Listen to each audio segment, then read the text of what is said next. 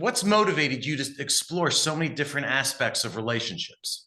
Oh gosh, good question. Probably just being a child of divorce and trying to solve it on my own. Kind of kidding, kind of not. So let's bring in Hollywood divorce attorney David Glass for more on this. David, people going through divorces are going through some of the hardest times of their lives, and a lot of what they're going through is emotional. And in any divorce, there's a huge sense of loss, and loss of relationship, of money, some friends.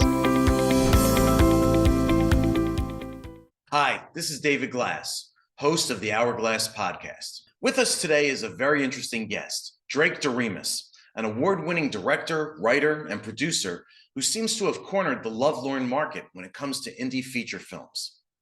His first major commercial success was Like Crazy, which ran off with the Sundance Grand Jury Prize a dozen years ago. Like Crazy starred then unknowns Felicity Jones and Jennifer Lawrence. Drake went on to debut a selection of other films at Sundance like Newness and Breathe In. His film Equals, starring Kristen Stewart and Nicholas Hoult, debuted at the Venice Film Festival. And his most recent release, Endings Beginnings, debuted at the prestigious Toronto International Film Festival. In addition to his work in film, Drake has also completed advertising projects for such major brands as Google, Hugo Boss, Samsung, Colgate, and Facebook.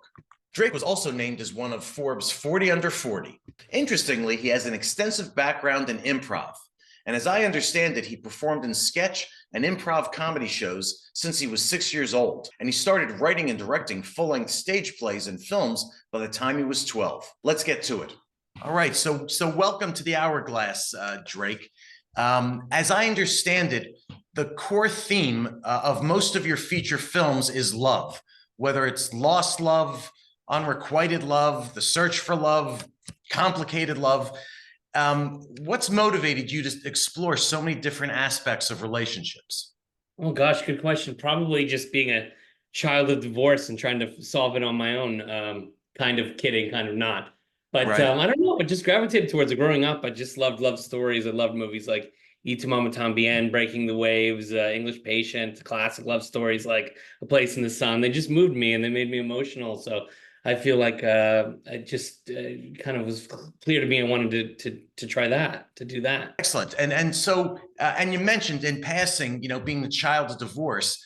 I know, because I saw your yeah, figured. I'm a divorce lawyer and a former I know, there you go, man. Here we are. So these topics are interesting to me. How old were you when your parents got divorced, and how did it affect? I was 2, so I don't really remember them together at all. Right. So what do you think you've learned about human nature and the complexities of love by your deep dive into these subjects in your films? Oh my gosh, I think that, maybe more than anything, just fate. I think that like people come in and out of your lives at the right time, even though it seems like it's not that way. And I think the movies have, as I've matured, hopefully they're maturing, and my understanding of relationships and love is changing, and it's kind of just, there's a time and a place for every kind of relationship, and the right things in my 20s, the right things in my 30s, and I was just trying to really kind of make honest, examinations of what that was like or what I was feeling at the time. So they're kind of like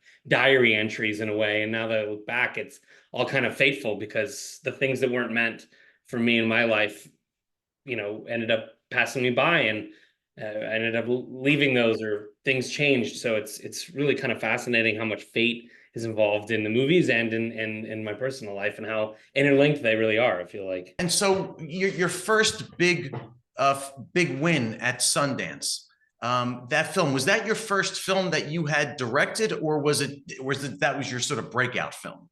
I think it's just kind of the breakout. I mean, it was technically the 4th feature I'd made. I made some micro budget features for that after I graduated film school, but they were terrible and unwatchable, but they were important because I was growing and learning and failing and experimenting. And then the year before 2011, I had a tiny movie I made with my friends that was in competition in Sundance in 2010, and that was kind of the beginning. So, and then Like Crazy was 2011, but that was a very special time because I was really just experimenting with improvisation and storytelling and different things like that, and learning how to make movies, really. So it was an exciting time to start to see things come together and work. And you mentioned improvisation. So I understand you've been involved with improv, sketch, and comedy since maybe you're 6 years old. I've read a lot about improv being used in TV shows, but I'm fascinated to learn how can you improv through a movie and then edit it all together to make it fit. Good question. Well, I use a lot of jump cuts, so there's not a lot of continuity, thank God. But yeah, man, I was very lucky. My mother was a founding member of the Groundlings, and she kind of brought me up in a very theatrical way, and we were always doing productions and things like that. So I was very obsessed with improvisation and comedy and things like that. And then when I decided I wanted to go make movies, I went to traditional film school, AFI in Los Angeles, and then learned more of that. And then since then, I've just been experimenting with the two. But I think it's really important because you get things you wouldn't normally get. If people are hitting marks and saying lines, there's something kind of stale there, and there's not a lot of listening, and there's not a lot of organic evolution of the scenes in the moment. So with the improvisation, I just find that you get things you wouldn't normally get, and you get honesty, and the actors lose themselves in the scenes. And I've been lucky enough to work with a lot of really awesome, talented actors who can do that and can really kind of embody what that process is all about and give themselves to the moment. So I've been really fortunate to have the upbringing I had, and then to be able to channel that into filmmaking. And so does that make it a nightmare for working with the editor? So how many of any given scene, how many different pieces of film do you have that you have to figure out which to use? Hours. I mean, I'd say 80 to 90% of what we shoot, we don't use.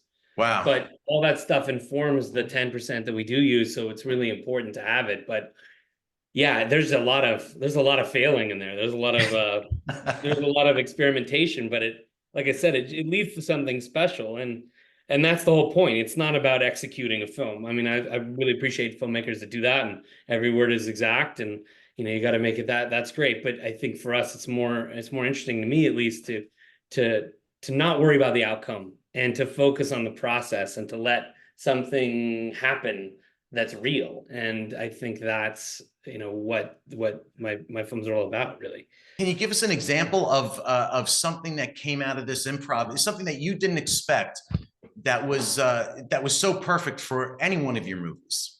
Oh gosh, yeah, so many mistakes, so many flubbed lines, or people coming in and out of rooms, or things like that. I mean, I think perfect example would be in Like Crazy, Anton and Felicity are in Hampstead Heath, and it's the last scene we shot, actually, and they're just about to break up again before he comes back to LA, and there's a choir in the background walking down the road, and it was just the perfect take. The performances were perfect, and we just left it in there, so you can faintly kind of hear this choir walking in the background on the sidewalk, and there's something kind of ethereal and ominous and magical about it. And they commented on it, and it was part of the scene, but I didn't put that in the movie. But just stuff like that, where it's just like, it sets a tone or a mood, or someone does something or says something, it's not planned. It's wild. Yeah. And but the editing, sorry, I didn't answer the question about the editing.